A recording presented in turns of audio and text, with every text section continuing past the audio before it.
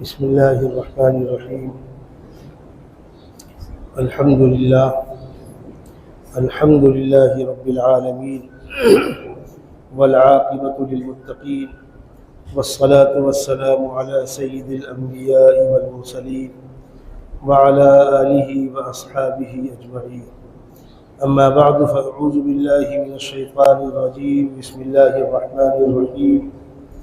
والسابقون الأولون من المهاجرين والأنصار والذين اتبعوهم بإحسان رضي الله عنهم ورضوا عنه.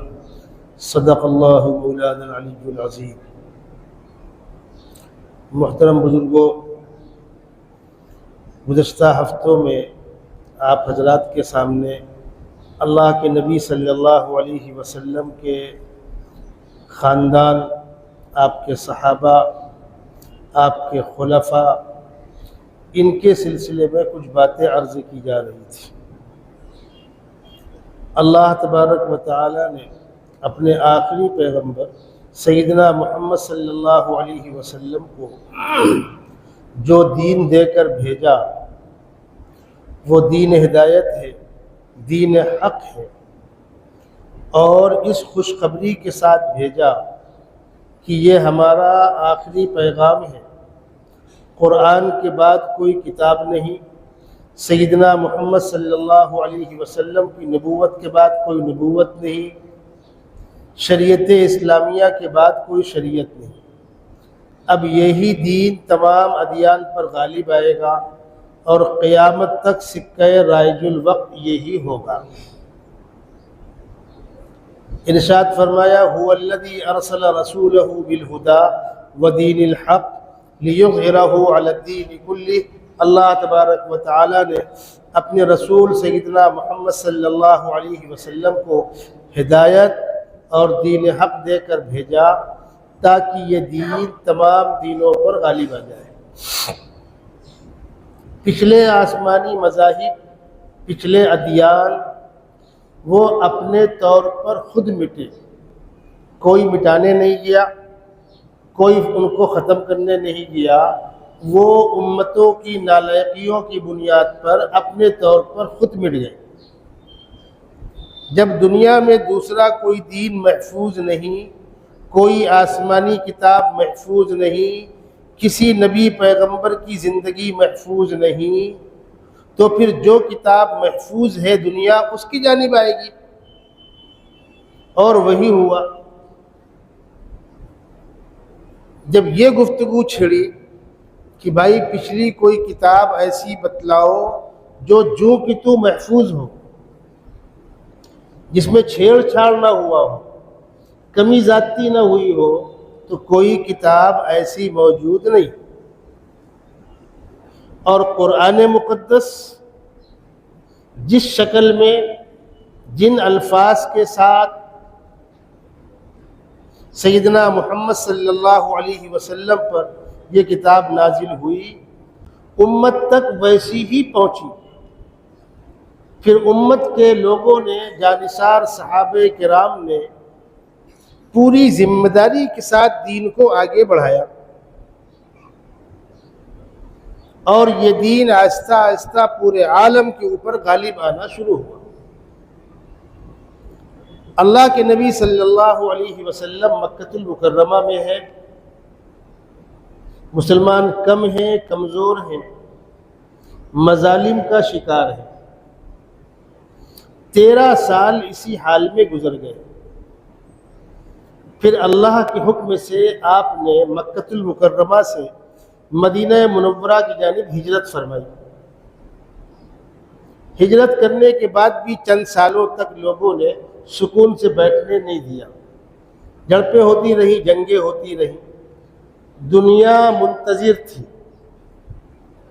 دنیا کی بڑی طاقتیں انتظار کر رہی تھیں کہ یہ اونٹ کس کروٹ بیٹھے گا۔ ہو سکتا ہے مکے والے غالب آ جائیں، ان لوگوں کو ختم کر دے، نیست و نابود ہو جائیں، وغیرہ وغیرہ۔ جب مکہ فتح ہو گیا سن 8 میں، اور خطہ حجاز میں مخالفین کی کمر ٹوٹ گئی. اب خطہ حجاز میں اسلام کو غلبہ نصیب ہو گیا. تو ایک بڑا علاقہ اسلام کے غلبے کا وجود میں آ گیا. مکہ فتح ہونے کے بعد دنیا کی جو دو بڑی طاقتیں تھیں، روم اور فارس. رومی حکومت عیسائی حکومت تھی اور فارس کی حکومت آگ پرست تھی، آتش پرست، مشرک. یہ دنیا کے دو بڑے بلاک تھے. جس طرح آج سے تقریباً 35-38 سال پیچھے آپ لوٹ گئے، روس کے بکھرنے سے پہلے. روس بکھرا ہے 90 کے آس پاس. گورباچوف اس کے آخری صدر تھے. معاشی بدحالی بڑھی تھی، ملک کے اندر بغاوت پھیلی تھی اور گورباچوف اغوا کر لیے گئے تھے. پھر روس کے ٹکڑے ہو گئے. پھر جو حصہ بچا وہ روس کہلاتا ہے. آج بھی بہت بڑا ملک ہے، وہ طاقتور ملک ہے، لیکن اس سے پہلے تک دنیا دو حصوں میں تقسیم تھی. کچھ لوگ روس کے ساتھ تھے، کچھ لوگ امریکہ کے ساتھ تھے. پوری دنیا میں دو بلاک تھے، روس کا بلاک اور امریکہ کا بلاک. بعض ممالک ایسے تھے نہ ان کی گود میں نہ ان کی گود میں. اچھے کو اچھا کہیں گے، برا کو برا کہیں گے، اور ہمارا ہندوستان بھی اسی میں تھا. نہ ان کے بندھیلے نہ تمہارے بندھیلے، اپنی رائے رکھیں گے. اور اندرا گاندھی کے زمانے تک ہندوستان کی خارجہ پالیسی بہت مضبوط تھی. ٹھیک ہے، وہ ایک الگ موضوع ہے، آج کا موضوع نہیں.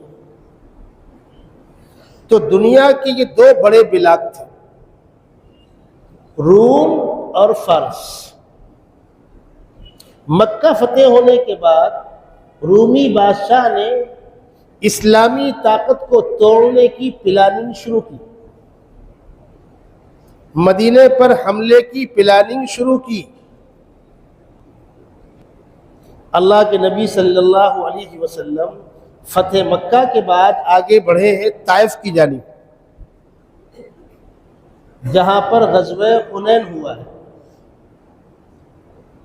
وہاں سے لوٹ کر آئے ہیں تو آپ کو یہ اطلاعات ملی کہ روم کا بادشاہ مدینے پر حملے کی پلاننگ کر رہا ہے. جبکہ مدینے سے روم بہت دور ہے. راستے میں ریگستان ہے، خشک علاقے ہیں، تیز گرمی کا موسم ہے، کھجور پک رہی ہے. ہمارے یہاں جب گرمی فل پڑتی ہے، ٹمپریچر 47-48 تک پہنچتا ہے تو لوگ چیخ مارتے ہیں بہت گرمی ہے، بہت گرمی ہے. وہاں عرب میں 50 سے اوپر 51, 52, 53 تک پہنچتا ہے. جس طرح ہمارے یو پی میں گرمی بھی فل ہوتی ہے، سردی بھی فل ہوتی ہے. بعض علاقے ایسے ہیں جہاں گرمی کم ہوتی ہے. آپ کا مہاراشٹر بھی کسی حد تک اس میں شامل ہے، مکمل نہیں. جتنی خطرناک گرمی، سڑی ہوئی گرمی یو پی کے اندر پڑتی ہے، اور خاص طور پر مغربی یو پی، دلی کے آس پاس. میں اس 15 روز کے اندر 2 مرتبہ گیا ہوں یو پی، دلی آس پاس، تو میں خود گواہ ہوں اس کا. انتہائی سڑی ہوئی گرمی پڑتی ہے. اس کے باوجود ٹمپریچر 47-48 کے اوپر نہیں جاتا. مدینہ منورہ کے علاقے میں سردی بھی فل پڑتی ہے اور گرمی بھی فل پڑتی ہے.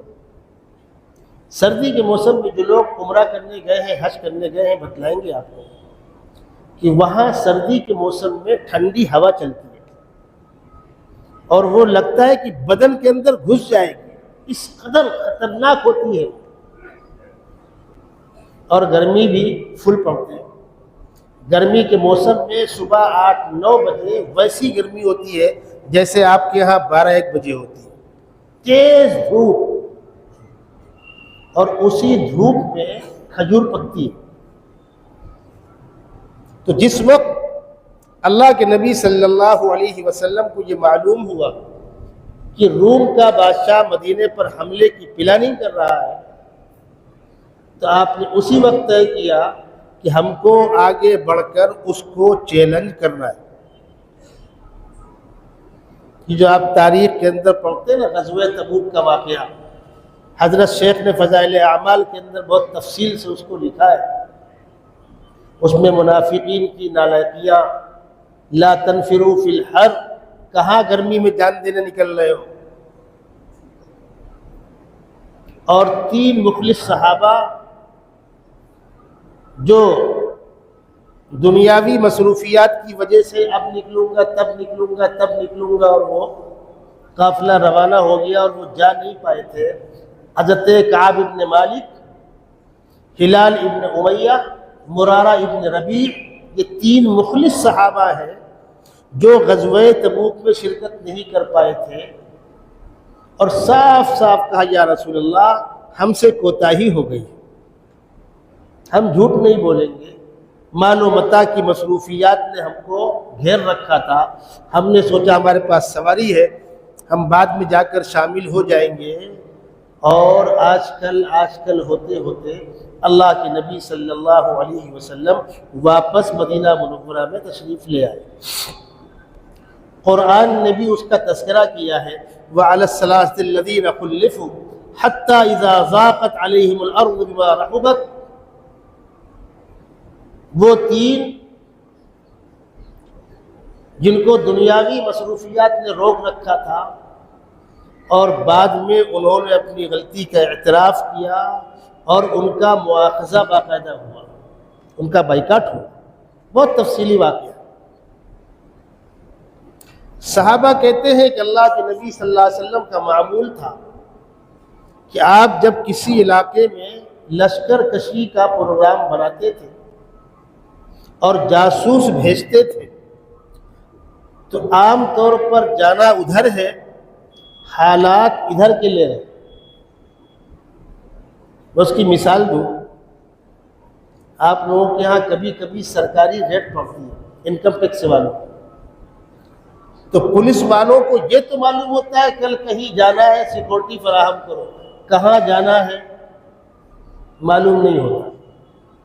جب ڈپارٹ کے لوگ آ کر گاڑی میں بیٹھ جاتے، بولتے چلو کھاڑی پر، چلو نالا پر، چلو دامن ناکا، چلو امین آباد، تب ان کو معلوم ہوتا ہے بس اتنی ہی دیر میں اگر وہ تعلق والا کوئی ہے تو بیٹھے بیٹھے میسج ڈال دیتے ہیں ہوشیار خبردار، اور کچھ لوگ سمجھدار ہوشیار بھی ہو جاتے ہیں۔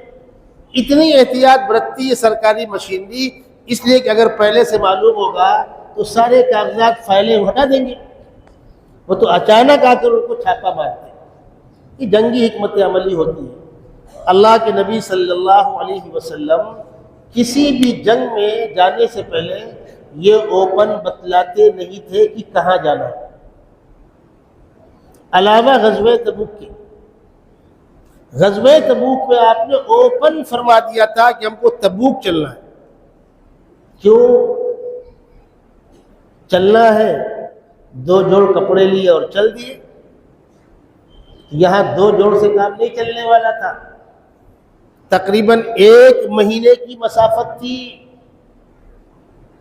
راستے میں ریگستان اور جنگل پڑنے والے ہیں، کھجوریں پک رہی ہیں، پچھلے سال قحط پڑا ہوا تھا، صحابہ مقروض تھے، فصل کھڑی ہوئی ہے، اس حال میں چھوڑ کر 1-1.5 مہینے کے لیے باہر جانا ہے، تو پہلے سے آپ نے اوپن اعلان کر دیا تھا۔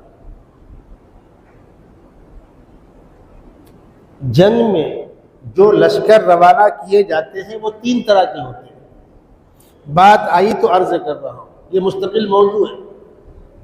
ایک ہوتا ہے 100 200 500 لوگوں کی ٹولی بنا کر روانہ کر دیا، دوسرا ہوتا ہے باقاعدہ بڑی فوج روانہ کی، اور تیسرا ہوتا ہے کہ 100% سب کو چلنا ہے، پھر سن لیجئے، ایک ہے ٹولی بھیجنا، ایک ہے بڑا لشکر بھیجنا، لیکن بڑا لشکر جاتے وقت بھی امیر المومنین خود ساتھ جائے ضروری نہیں ہے، سارے لوگ جائے ضروری نہیں ہے۔ اور تیسری کوالٹی ہے کہ سب لوگ چلو، اس کو کہتے ہیں نفیر عام۔ میں اپنے دوستوں کی خدمت میں عرض کروں گا کہ قرآن پاک میں تینوں طرح کی آیتیں موجود ہیں۔ ٹولی روانہ کرنے والا بھی معاملہ، وہ بھی جنگ ہے، باقاعدہ فوج بھیجنے والا معاملہ، وہ بھی جنگ ہے، اور اعلان عام کر کے سب کو چلنا ہے، یہ بھی موجود ہے۔ اور تینوں آیتوں کا مصداق الگ الگ ہے۔ ہر کس و ناکس قرآن پاک کی آیتیں پڑھ کر ڈائریکٹ استدلال کر کے بیان میں قرآن کی آیتیں نہ پیش کرے، ورنہ یہ ہائی ٹینشن پاور ہے، ہاتھ لگے گا تو بھسم ہو جاؤ گے۔ یہ معلوم ہونا چاہیے کون سی آیت کس مسئلے سے وابستہ ہے، یہ کون سی کوالٹی ہے جنگ کی۔ تنہا لفظ جہاد لفظ جنگ کافی نہیں ہے، یہ جو کوالٹی ہے کہ سب کو چلنا ہے، یہ غزوہ تبوک میں تھی، ورنہ عام طور پر کچھ لوگ گئے کچھ لوگ رہ گئے۔ اس موقع پر سب جا رہے تھے۔ اللہ کے نبی صلی اللہ علیہ وسلم بنفس نفیس خود بھی گئے تھے۔ اب مدینے کے اندر کسی کو نائب تو بنانا ہے، یہاں تو کوئی رہنا چاہیے۔ تو حضرت علی کرم اللہ وجہہ سے آپ نے فرمایا، علی تم یہاں رکو مدینے میں۔ تو ان کو بڑا افسوس ہوا، یا رسول اللہ آپ مجھے بوڑھوں بچوں اور عورتوں میں چھوڑ کے جا رہے ہیں، میری تمنا تھی میں بھی چلتا۔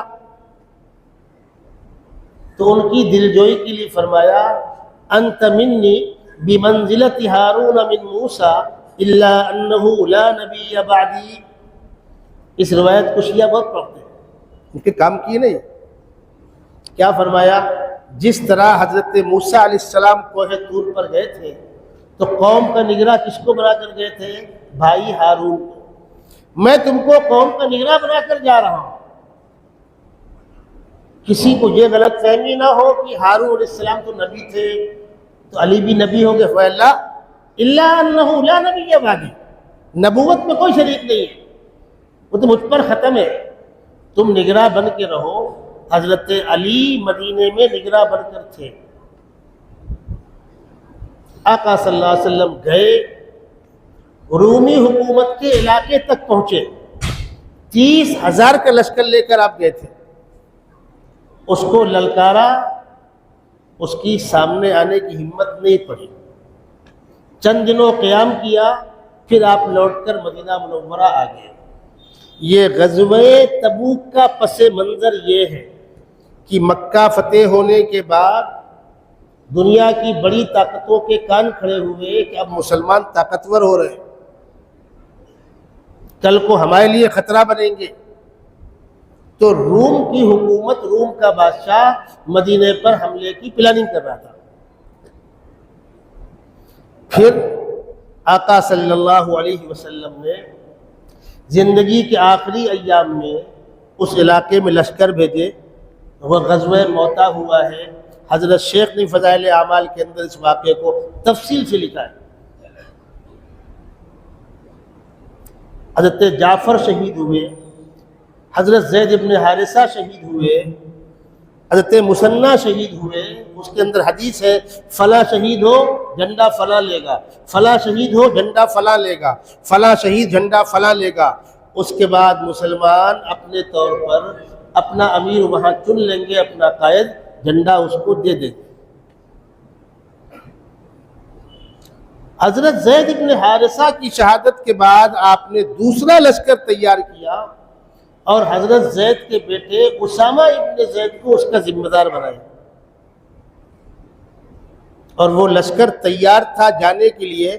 مدینہ منورہ سے تھوڑا باہر نکلا تھا، آقا صلی اللہ علیہ وسلم کا وصال ہو گیا، وہ لشکر رک گیا۔ یہاں جو مسائل تھے وہ حل ہوئے، اس کے بعد وہ لشکر روانہ ہوا۔ سیدنا ابوبکر صدیق کی خلافت میں یہ لشکر روم کے علاقے میں گیا ہے، پھر بعد میں اور لوگ بھیجے گئے ہیں، بہت تفصیلی واقعات ہیں۔ حضرت خالد بھی گئے ہیں، اور رومی حکومت سے گھمسان کی جنگ ہوئی ہے، گھمسان کی، کافی لمبے ٹائم تک وہ جنگ چلی ہے، لاکھوں لاکھ انسانوں کا خون بہا ہے۔ خورے جنگ کے بعد روم فتح ہوا۔ سیدنا ابوبکر صدیق کی خلافت کی مدت تھوڑی سی ہے، 2 سال 3 مہینے 10 دن، 2.25 سال۔ ہوتا کیا؟ اسی میں آقا صلی اللہ علیہ وسلم کے وصال کے بعد مدعیان نبوت سے جنگیں ہوئی ہیں، مانعین زکوٰۃ سے بھی جنگ ہوئی ہے، بارڈروں کو بھی محفوظ کرنا ہے، بہت سے کام جو ہونا چاہیے نہیں ہو پائے تھے، ٹائم ہی نہیں ملا۔ اسلامی لشکر روم میں ہے، رومی حکومت شکست کھا چکی ہے، سیدنا ابوبکر صدیق رضی اللہ تعالی عنہ کا انتقال ہو گیا۔ سیدنا ابوبکر صدیق نے اپنی زندگی میں ہی سیدنا عمر فاروق رضی اللہ تعالی عنہ کو خلیفہ نامزد کر دیا تھا۔ حضرت عمر کی خلافت کی مدت لمبی ہے، تقریباً 10.5 سال ہے، اور خلافت راشدہ کا سب سے مضبوط دور ہے، سب سے عمدہ دور ہے۔ بڑے بڑے کارنامے انجام دیے گئے۔ رومی حکومت کو شکست دے کر لشکر لوٹ کر آیا ہے کب؟ سیدنا عمر ابن خطاب خلیفہ ہے۔ پھر آپ نے اس لشکر کے ساتھ اور لوگوں کو شامل کر کے اس کو روانہ کیا فارس کی جانب۔ روم شکست کھا چکا ہے، اب یہ لشکر چلا ہے فارس کی جانب، اور یہاں بھی گھمسان کی جنگ ہوئی ہے، فارس بھی فتح ہوا ہے۔ روم کی جنگ کے ہیرو ہیں حضرت خالد، اور فارس کی جنگ کے ہیرو ہیں حضرت سیدنا سعد بن وقاص رضی اللہ تعالی عنہ۔ تاریخ کے اوراق میں سنہرے حروف سے یہ باتیں درج ہیں۔ جب روم اور فارس دونوں حکومتیں زیر ہو گئی، پارا پارا ہو گئی، تو بچا کیا؟ دنیا کے 2 بڑے بلاک تھے، ایک روم اور ایک فارس، اور دونوں زیر ہو گئے۔ ان دونوں حکومتوں کو زیر کرنے کا سہرا کس کے سر؟ سیدنا عمر بن خطاب رضی اللہ تعالی عنہ کے سر۔ اب دنیا کے بڑے چودھری سر جوڑ کر بیٹھے کہ جب یہ 2 بڑی طاقتیں مقابلہ نہیں کر سکیں اور پارا پارا ہو گئی، تو ہم کس کھیت کی مولی ہیں؟ اب مسلمانوں سے آمنے سامنے کی جنگ بند کرو، اور سب لوگ اعلان کر دو ہم نے اسلام قبول کر لیا، جنگ بند۔ اور یاد رکھو، اگر عمر ابن خطاب 5 سال اور زندہ رہ گئے تو دنیا میں باطل کا نام و نشان نہیں بچے گا۔ ایک طرف تو اعلان کر دو ہم نے اسلام قبول کر لیا تاکہ جنگ بند ہو جائے، اور دوسری طرف عمر ابن خطاب کو کیسے ختم کرنا ہے اس کی پلاننگ کرو۔ تو سیدنا عمر ابن خطاب کو کیسے ختم کرنا ہے اس کی پلاننگ ایران میں بیٹھ کر ہوئی، جو اس وقت فارس حکومت کا دارالحکومت تھا، مرکزی مقام تھا، اور وہاں بیٹھ کر طے کیا گیا ہے کہ عمر ابن خطاب رضی اللہ تعالی عنہ کو ختم کرنا ہے۔ اب سیدھی بات ہے، ختم کرنے کا ایک طریقہ ہوتا ہے لشکر کشی،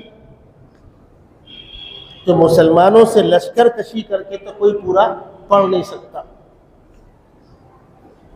تو طے ہوا نہیں لشکر کشی تو نہیں کرنی، پھر چند افراد کو فٹ کرو ایک شخص سے کھڑا ہوا جو ہتھیار بنانے کا ماہر تھا، چاقو، تلوار، نیزہ، اور بھی اس کو بہت سے ہنر آتے تھے۔ اس کا نام ہے ابو لولو فیروز۔ اس نے کہا مجھ کو آپ لوگ کسی بھی بہانے مدینہ منورہ شہر تک پہنچا دیں، میں وہاں رہوں گا، عمر ابن خطاب رضی اللہ تعالی عنہ کے آنے اور جانے پر نگاہ رکھوں گا، اور کسی وقت ان کا کام تمام کر دوں گا، میں مروں گا اور جان لے لوں گا۔ چنانچہ اس کو غلام بنا کر مدینہ منورہ کے بازار میں بیچا گیا۔ صحابی رسول سیدنا مغیرہ ابن شعبہ رضی اللہ تعالی عنہ نے اس کو غلام سمجھ کر خرید لیا۔ اب اس کے لیے مدینے میں رہنے کا راستہ ہموار ہو گیا۔ یہ تھا ہتھیار بنانے کا ماہر مستری، کاریگر، اور بھی بہت سے کام یہ کرتا تھا۔ حضرت مغیرہ ابن شعبہ نے اس سے کہا تم اتنے پیسے مجھ کو دے دیا کرو، باقی کیا کرنا ہے کرو۔ حضرت عمر رضی اللہ تعالی عنہ راستے سے گزر رہے ہیں، یہ سامنے آتا ہے اور کہتا ہے کہ میرے آقا مجھ پر ظلم کر رہے ہیں، آپ مجھے انصاف دیجئے۔ کیا ظلم کر رہے ہیں؟ اتنے پیسے مجھ سے مانگتے ہیں، میں کہاں سے لا کے روز دوں گا۔ پوچھا تم کرتے کیا ہو؟ تو اس نے بتلایا میں ہتھیار بناتا ہوں، پنچکی بناتا ہوں، یہ بناتا ہوں، یہ بناتا ہوں۔ تو حضرت عمر رضی اللہ تعالی عنہ نے فرمایا کہ بھئی تم تو کمانے والے آدمی ہو، اتنے پیسے کوئی زائد نہیں ہے، مناسب ہے۔ تو اس نے کہا کہ آپ بس اپنے لوگ کی حمایت کریں گے، انصاف نہیں کرنا جانتے آپ؟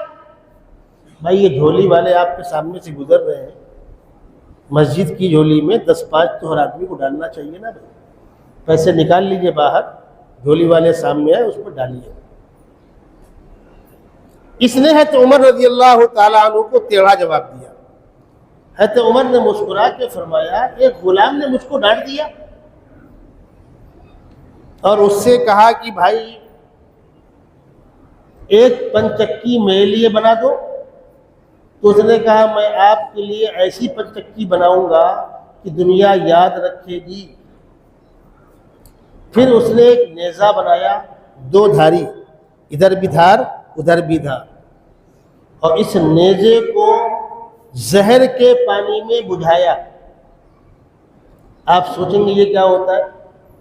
طریقہ یہ ہوتا ہے کہ ایک برتن میں پانی میں زہر ڈال دیا گیا، اس کو گھول دیا گیا، ہتھیار کو آگ میں تپایا، جب وہ لال ہو گیا تب کر اس کو اس پانی میں ڈال کر کے بجھایا، تو یہ اس زہر کے پانی کو اپنے اندر پی لیتا ہے، وہ چاقو ہو، نیزہ ہو، تلوار ہو۔ اب جب یہ چاقو اور نیزہ بدن کے اندر جائے گا، زخم کے ساتھ ساتھ زہر بھی پھیل جائے گا۔ یہ ہوا۔ اب اس نے اس نیزے کو لے کر، فجر کی نماز کا وقت ہے، سیدنا عمر بن خطاب رضی اللہ تعالی عنہ فجر کی نماز پڑھانے کے لیے مصلی پہ کھڑے ہو رہے ہیں۔ اس وقت تو لائٹیں تھی نہیں، اندھیرا ہوا کرتا تھا، کھجور کی لکڑی کے کھمبے ہیں، کھجور کی پتی کی چھت ہے، یہ ایک کھمبے کے آڑ میں کھڑا ہوا ہے۔ حضرت عمر نے نیت باندھی اللہ اکبر، یہ وہاں سے آگے آیا اور آپ کے گردے کے پاس، پسلی کے پاس جو پیٹ کا نچلا حصہ ہوتا ہے، 3 وار کیے نیزے سے۔ حضرت عمر رضی اللہ تعالیٰ عنہ گر گئے۔ دوسرے ایک صحابی فوراً مصلی پر آئے، مختصر کی نماز پوری کرائی۔ یہ حضرت عمر کو مار کے بھاگنا چاہ رہا تھا، لیکن صفیں تھی، لوگوں نے اس کو بھاگنے نہیں دیا اور پکڑا۔ جب پکڑا تو اس نے 7 اور لوگوں کو نیزے مار مار کے ختم کیا۔ اتنا اسپٹ تھا یہ۔ 7 لوگ شہید ہوئے ہیں، 13 لوگ زخمی ہوئے۔ بڑی مشکلوں کے بعد جب اس پر قابو پایا گیا ہے تو اس نے اپنے پیٹ میں خود نیزہ مار کے اپنے آپ کو ختم کر لیا۔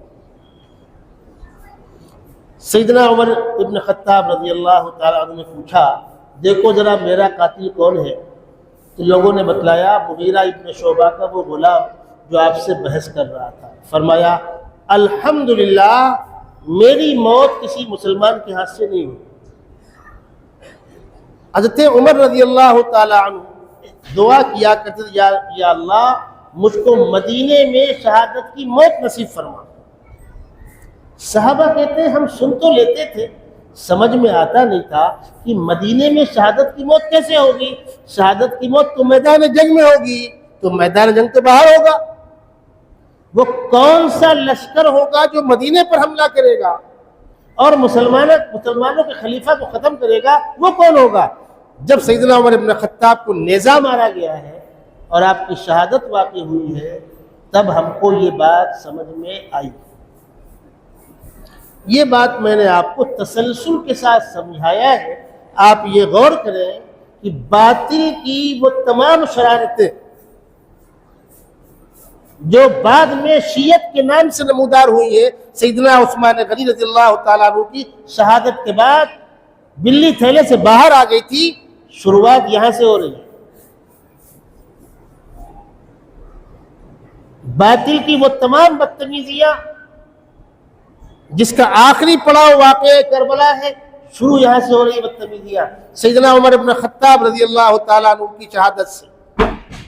انہی لوگوں نے سیدنا عمر ابن خطاب کو شہید کیا ہے، انہی لوگوں نے عثمان غنی کو شہید کیا ہے، انہی لوگوں نے حضرت علی مرتضیٰ کو شہید کیا ہے، اور انہی لوگوں نے سیدنا حسن رضی اللہ تعالیٰ عنہ کو زہر دیا ہے، اور انہی لوگوں نے نواز رسول سیدنا حسین رضی اللہ تعالیٰ عنہ کو کوفے میں بلا کر غداری کر کے شب خون مار کے اہل بیت کے وجود کو ختم کرنے کی ناپاک سازش کی تھی۔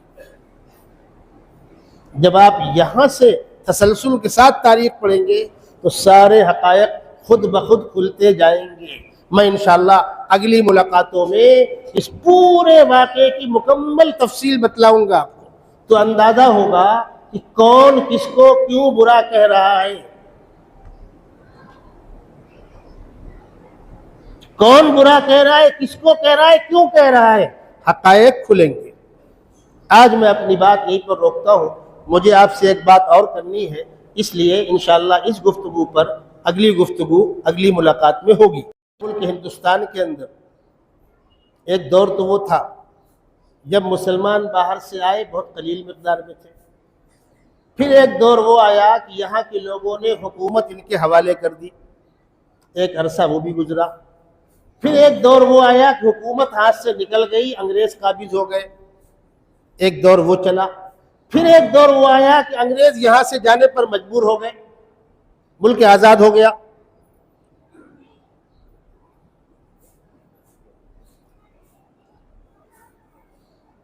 اس میں پچھلے دوروں سے ہم بحث نہیں کر سکتے، لیکن انگریز دور حکومت میں انگریز کے خلاف جنگ، پھر ملک کا آزاد ہونا، یہ پوائنٹ سمجھنا چاہیے۔ اور اتفاق ایسا ہے کہ جولائی کے بعد اگست ہی تو آ رہا ہے، دل تو میرا چاہتا ہے کہ اس پر بھی بولوں، لیکن میں پہلے ایک آدھ ہفتے میں جو گفتگو میں نے چھوڑی اس کو مکمل کروں گا، پھر انشاءاللہ اگست کے مہینے میں ایک آدھ ہفتوں کے بعد آزادی اور آزادی کے بعد کے حالات۔ شروع کا دور جو ہے 1857 سے لے کر 1912 تک، 1857 سے لے کر 1912 تک یہ وہ دور ہے جب مسلمان میدان میں صف اول میں تنہا کھڑا ہے، اکا دکا کہیں کوئی آپ کو نظر آئے گا، باقی سارے ہمارے اکابر ہیں۔ 1857 کی دلی کی جنگ بہادر شاہ ظفر کی قیادت میں لڑی گئی، جس کے اندر مغربی یوپی کے مختلف علاقوں کے اندر علماء الگ الگ ٹولیوں کو لے کر دفاع کر رہے تھے۔ شاملی کے میدان میں الگ،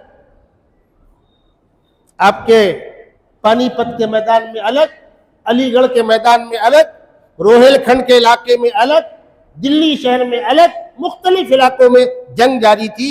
اور 1 مہینے سے زیادہ وہ جنگ چلتی رہی. وقت آئے گا تفصیل آپ کے سامنے آئے گی.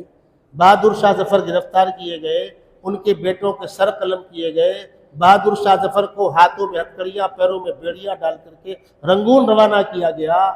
ہندوستان جیسے ملک کا بادشاہ، اس کو گندا اور میلا پانی پینے پر مجبور کیا گیا. صحت مند غذا نہیں، دوا نہیں، علاج نہیں، ایڑیاں رگڑ رگڑ کر انہوں نے وہاں پر زندگی کے آخری ایام گزارے ہیں. بہت مشہور ان کی نظم ہے: عمر دراز مانگ کے لائے تھے 4 دن، 2 آرزو میں کٹ گئے 2 انتظار میں. کس کی بنی ہے اس عالم ناپائیدار میں، کتنا بد نصیب ہے ظفر دفن کے لیے، 2 گز زمین بھی مل نہ سکی کوئے یار میں. لمبی کہانی ہے وہ. بہادر شاہ ظفر کی گرفتاری کے بعد علماء کا قتل عام ہوا ہے، مدارس مسمار کیے گئے ہیں. 57 اور 10 67 9 سال کے بعد 1866 میں امت کا طبقہ سر جوڑ کر بیٹھا ہے اور دیوبند بستی کے اندر ایک چھوٹے سے مدرسے کی بنیاد رکھی ہے، ایک استاد اور ایک شاگرد سے. استاد کا نام ملا محمود حسن اور شاگرد کا نام محمود حسن دیوبندی رحمت اللہ علیہما. ادارہ چلا. اصل قربانیاں جو دی ہیں وہ ہمارے اکابر نے دی. 1912 کے بعد پالیسی بدلی گئی ہے اور یہ ہوا کہ بھائی سب کو ساتھ میں شامل کرو. جب سب کو ساتھ میں شامل کرنے کی بات آئی ہے تو گاندھی جی کو ہمارے اکابر نے انگلی پکڑ کے ملک کا دورہ کرایا ہے. گاندھی جی کے دورے کا خرچہ جمعیت علماء ہند نے دیا ہے، جو اس کے رجسٹر میں آج بھی لکھا ہوا ہے. ٹھیک ہے، ماحول گندا ہے، آپ کے منہ زبانیں کچھ بھی کہتے رہیے. اور حضرت شیخ الہند رحمت اللہ علیہ نے 1912 میں ریشمی رومال کی تحریک شروع کی تھی. آج میں صرف تذکرہ کر رہا ہوں، تفصیل بتلانے کا موقع نہیں. اور اس کے بعد پھر 1916 میں حضرت شیخ الہند جدہ سے گرفتار کر کے مالٹا کی جیل میں قید کر دیے گئے. استاذ الاساتذہ حضرت شیخ الہند ہیں. علامہ احمد شاہ کشمیری ان کے شاگرد ہیں، مولانا الیاس صاحب ان کے شاگرد ہیں، مولانا اشرف علی تھانوی ان کے شاگرد ہیں، مفتی کفایت اللہ ان کے شاگرد ہیں، مولانا حسین مدنی ان کے شاگرد ہیں. یہ شیخ الہند کے شاگرد جو سب کے سب آفتاب اور مہتاب ہیں، ان شاگردوں کے استاد کو ہندوستان کی آزادی کی خاطر گرفتار کر کے مالٹا کی جیل میں ڈال دیا گیا. حضرت شیخ الہند 1919 میں رہا ہو کر آئے ہیں اور حضرت شیخ الہند کے اشارے پر جمعیت علماء ہند کا قیام عمل میں آیا ہے اور چند دنوں کے بعد حضرت اللہ کو پیارے ہو گئے. بیمار لوگ کرائے تھے. جمعیت علماء ہند نے 1919 سے اپنا کام شروع کیا. آزادی سے پہلے بھی نمایاں خدمات انجام دی.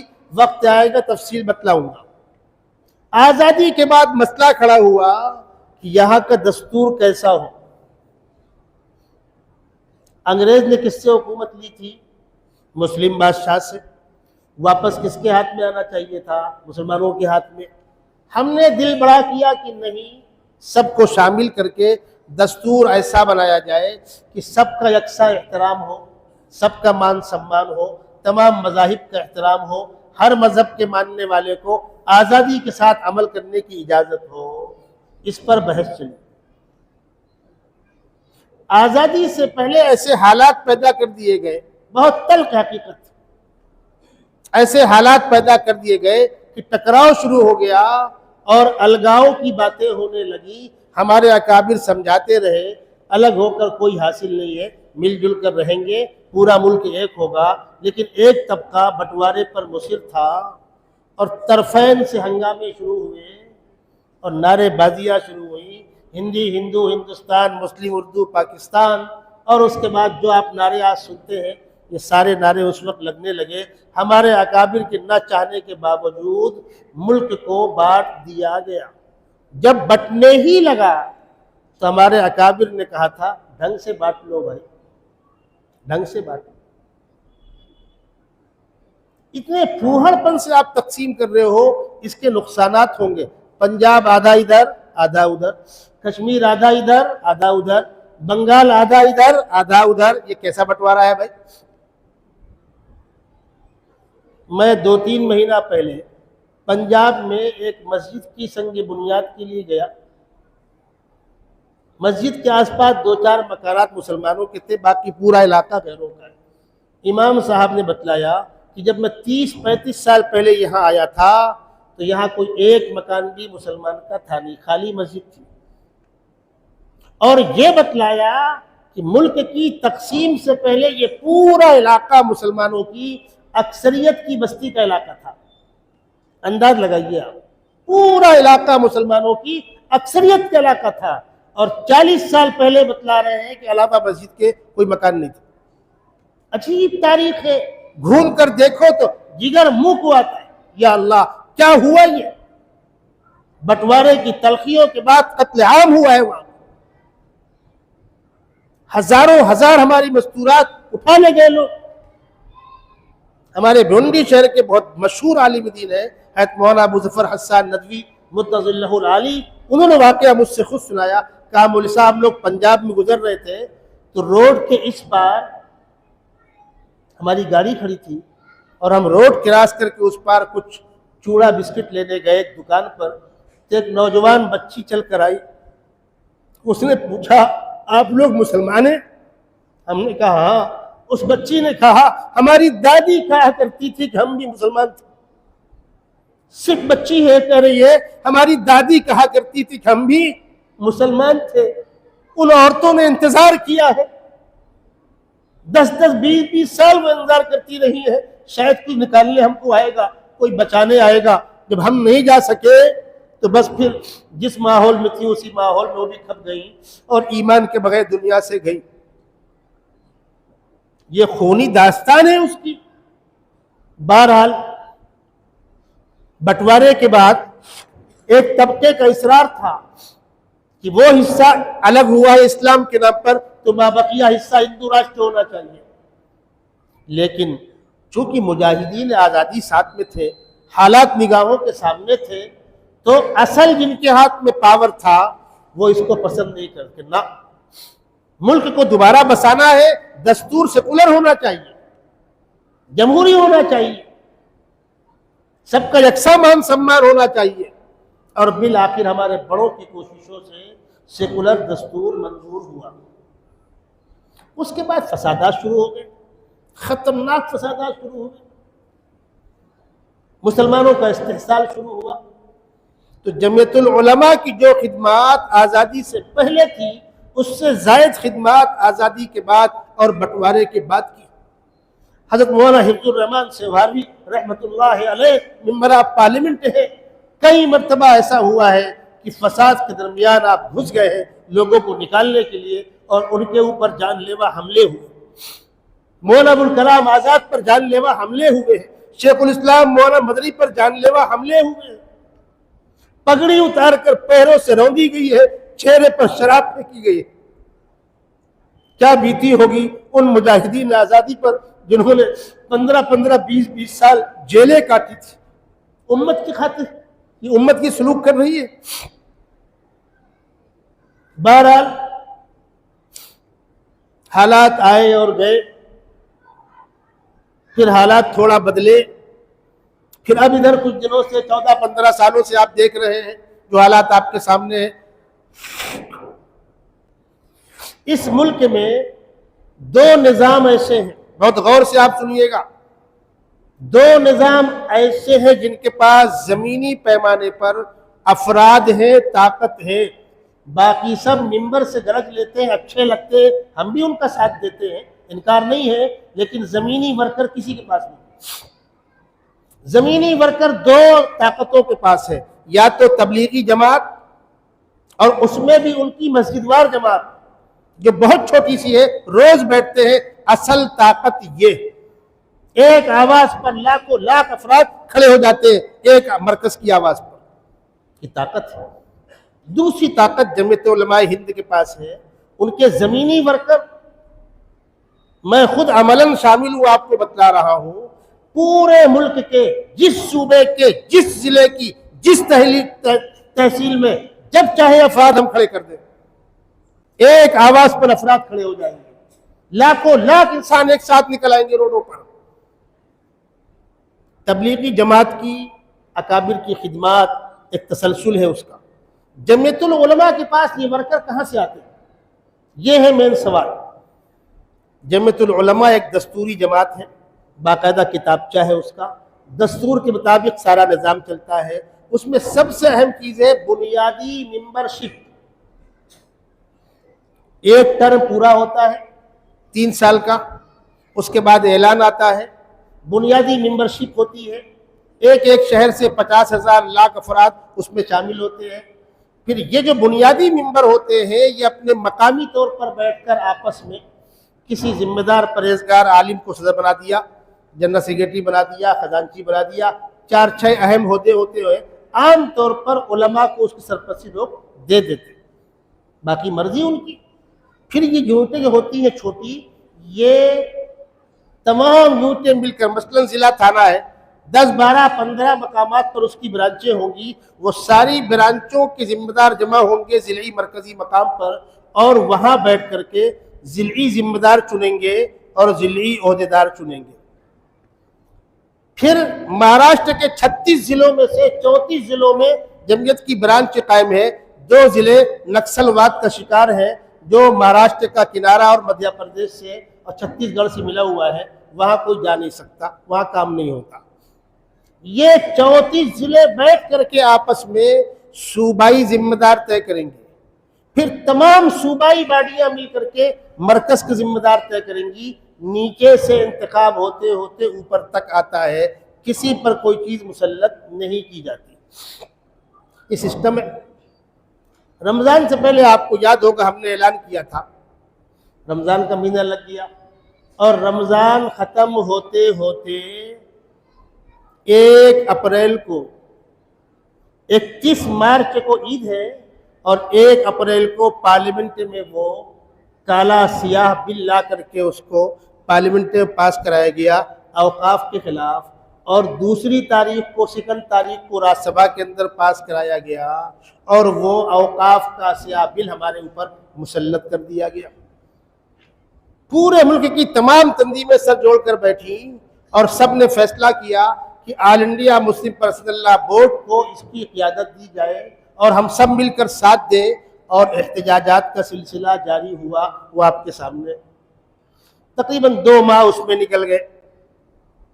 اب جمعیت العلماء کی ممبر سازی ہم بند تو نہیں کر سکتے، اس کو آگے بڑھا کر مکمل ہی تو کرنا ہے۔ تو یہ طے ہوا کہ جولائی کے مہینے تک اس کو مکمل کر کے اس کو کلوز کر دو۔ 31 جولائی، آج 18 ہے، 31 جولائی کو یہ کام ختم ہو جائے گا۔ پورے مہاراشٹر کے ہر علاقے میں پوری قوت کے ساتھ ممبر سازی کا کام جاری ہے۔ میری کچھ مجبوریاں تھیں، مجھے تقریباً 10 سے 15 دن باہر جانا آنا لگا، مختلف اسفار تھے۔ اب الحمدللہ میرے پاس تھوڑی فرصت ہے، تو میں نے بھیونڈی کے لوگوں کو متحرک کیا، مختلف مساجد میں تقریباً 25 سے 30 مسجدوں میں آج اس کا اعلان ہو رہا ہے۔ آپ کی مسجد اقصیٰ کے اندر بھی بینر لگا دیے گئے ہیں۔ خدام، افراد، ہمارے مسجد کے افراد، نماز کے بعد میں خود جا کر بیٹھ جاؤں گا، مفتی جاز صاحب بیٹھ جائیں گے، ہمارے طلباء بچے بیٹھ جائیں گے۔ سسٹم سمجھ لیجئے، عام آدمی اس میں ممبر بن سکتا ہے، کوئی بھی عاقل بالغ مسلمان مرد و عورت اس کا ممبر ہو سکتا ہے۔ آپ اپنے گھر کے سارے افراد کو ممبر بنا سکتے ہیں، اور جمہوریت میں سر تولے نہیں گنے جاتے ہیں، یاد رکھیے گا۔ جب ہمارا قائد کھڑا ہو سی ایم کے سامنے تو وہ یہ کہہ سکے میں 5 لاکھ مسلمانوں کا نمائندہ ہوں، ہمارا مرکز کا ذمہ دار کھڑا ہو تو کہہ سکے میں 50 لاکھ مسلمانوں کا نمائندہ آپ سے بات کر رہا ہوں، تو حکومتیں جمہوریت میں تعداد کے سامنے جھکتی ہے۔ آپ کا کیا لگا؟ کچھ بھی نہیں، 10 روپے کی آپ نے سلپ بھری، آپ ممبر بن گئے، اس سے زیادہ آپ کو کچھ نہیں کرنا ہے۔ یہ جو ممبرشپ ہوتی ہے، 100 ممبر پر 1 ممبر ایکٹیو ممبر بنے گا، اور وہ باڈی کے اندر اگلے کاموں کو سنبھالیں گے، ان کو ذمہ داریاں دی جائیں گی، اور جو جیسی خدمت کرتا ہے اس کو ویسے بڑھنے کا موقع دیا جاتا ہے۔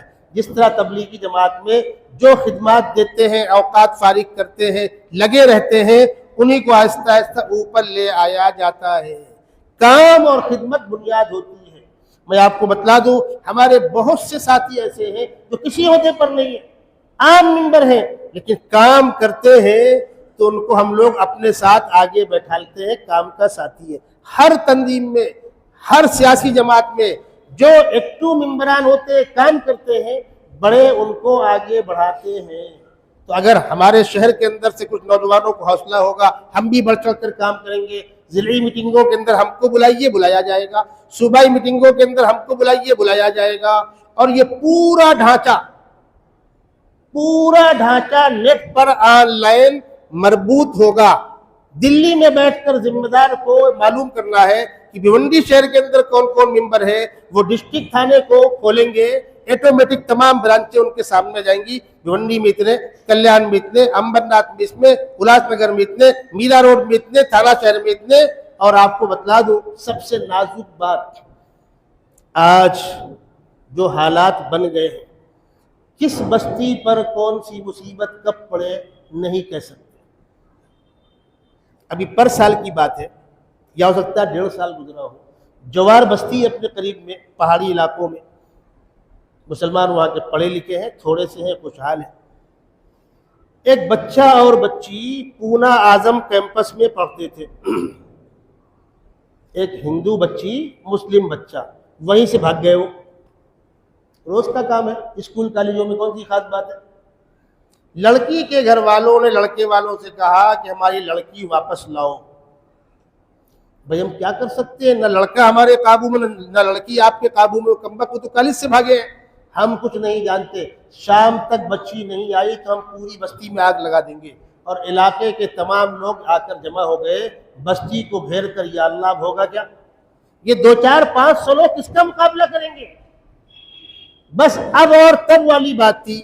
وہاں سے ایک ساتھی نے مجھے فون لگایا، میں نے بمبئی فون لگایا، اور ہمارے صدر محترم ندیم صدیقی صاحب نے تھانہ کمشنر سے بات کی۔ تھانہ کمشنر نے علاقے کے تھانوں کو حرکت میں لایا اور فورس لگا دی۔ اس بستی کو تباہی اور بربادی سے ایک موقع مل گیا بچنے کا، ورنہ اس دن بستی وہ ختم ہو گئی ہوتی۔ اب اچانک کہیں کچھ ہو گیا، ہماری وہاں برانچ نہیں، ہمارے لوگ وہاں نہیں ہے، کوئی تیسرا آدمی فون کر رہا ہے، ہمیں کیا معلوم کون فون کر رہا ہے؟ لوگ فرضی فون کرتے، افواہیں اڑاتے۔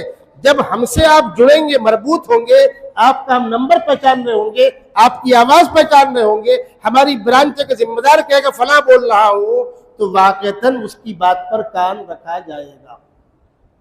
جو تو کہنے کو بہت سی باتیں ہیں، تو آپ کی خدمت میں عرض یہ ہے کہ ابھی بھی لوگ وہاں ممبرشپ کے فارم بھر رہے ہیں۔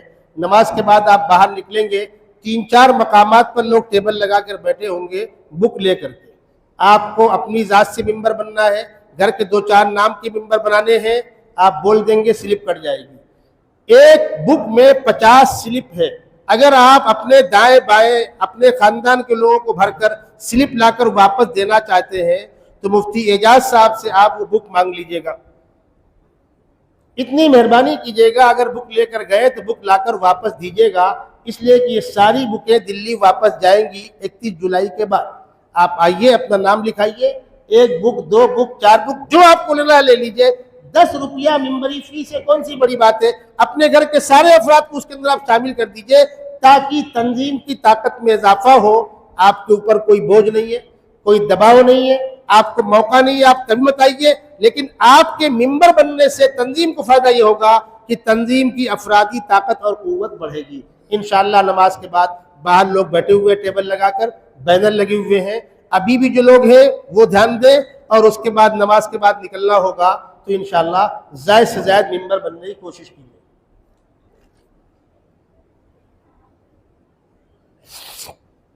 اسرار بھائی چپل والے کی بھانجی کی طبیعت ناساز ہے، شفا کے لیے دعا کی درخواست ہے۔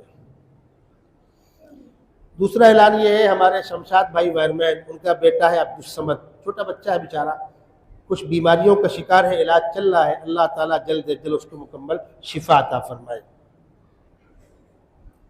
آپ کی مسجد میں جو مکتب چلتا ہے، اس میں کبھی کبھی بچوں کے سرپرستوں کو بلایا جاتا ہے۔ باپ آ جاتے ہیں، وہ مردوں بیٹھ جاتے ہیں، مائیں آ جاتی ہیں، مستورات کا نیچے تہخانے میں انتظام رہتا ہے، بیٹھ جاتے ہیں، کچھ ہدایات دی جاتی ہیں، بچوں کو آپ تیار کریں، کیسے بھیجیں، پابندی کیسے کرائیں، وغیرہ وغیرہ۔ تو آج انشاءاللہ دوپہر 3 بجے سے والدین کی میٹنگ ہے۔ جن کے بچے مکتب سے منسلک ہیں، جڑے ہوئے ہیں، وہ تشریف لائیں۔ خواتین کے لیے مسجد کے تہخانے میں